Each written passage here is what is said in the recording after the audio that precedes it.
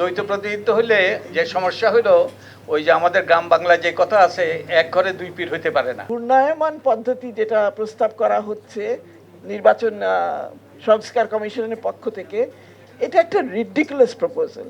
এই যে একটা ফেয়ারি টেল বলা হচ্ছে যে তারপরে নারীরা ঝাঁকে ঝাঁকে লিডারশিপ তৈরি হবে, ননসেন্স, একদম ননসেন্স।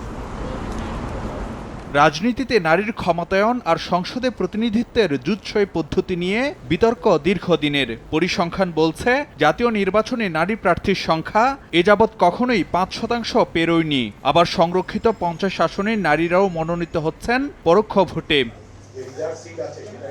রোববার রাজধানীর ডেইলি স্টার ভবনে সংসদে সরাসরি ভোটে নারী প্রতিনিধিত্ব নির্বাচন, প্রয়োজনীয়তা, চ্যালেঞ্জ ও সমাধান শীর্ষক আলোচনা সভার আয়োজন করে নাগরিক কোয়ালিশন। সভায় রাজনীতিবিদ, অধিকার কর্মী, নাগরিক সমাজের প্রতিনিধি, নির্বাচন বিশেষজ্ঞ সহ অংশীজনদের কথাই উঠে আসে জনগণের প্রতি দায়বদ্ধতা নিশ্চিতে সরাসরি ও সার্বজনীন ভোটে নির্বাচিত করতে হবে নারীদের।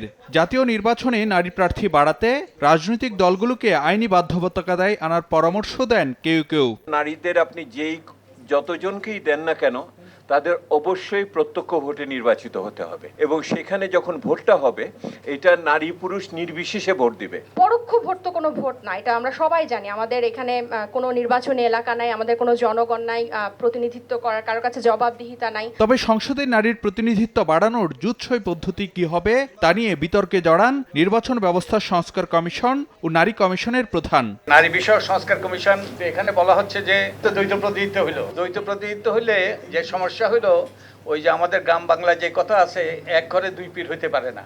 এবং এখনই কিন্তু এই যে আমাদের যে বর্তমান পদ্ধতিতে আছে, অনেক জায়গায় কিন্তু আমাদের সাধারণ আসনে যারা সংসদ, তারা কিন্তু নারীদেরকে যেতেই দেয় না। তো এখন দুইজন হলে মানে এটা কার্যকর হবে কিনা আমার সন্দেহ আছে। ঘূর্ণায়মান পদ্ধতি যেটা প্রস্তাব করা হচ্ছে নির্বাচন সংস্কার কমিশনের পক্ষ থেকে, এটা একটা রিডিকুলাস প্রপোজাল।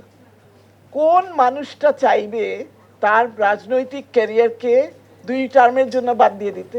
পুরুষও চাইবে না, নারীও চাইবে না। সো এই যে একটা ফেয়ারি টেল বলা হচ্ছে যে তারপরে নারীরা ঝাঁকে ঝাঁকে লিডারশিপ তৈরি হবে, ননসেন্স, একদম ননসেন্স। আলোচনায় বিএনপি নেত্রী শামা ওবায়েদ বলেন, দ্বৈত প্রতিনিধিত্ব সংসদীয় আসনে জটিলতা বাড়াতে পারে। এটা actually problematic. It is not possible, it is not practical. এটা যে কোনো একটা নির্বাচনী এলাকায় গন্ডগোল আরো বাড়াবে। সেমিনারে আগামী নির্বাচনে 100 আসনে নারীর সরাসরি নির্বাচনের দাবি সহ 4 দফা প্রস্তাব তুলে ধরে নাগরিক কোয়ালিশন। সরাসরি নির্বাচনের ব্যবস্থা করা হবে। ফারুক ভিয়া, রবিন, সময় সংবাদ, ঢাকা।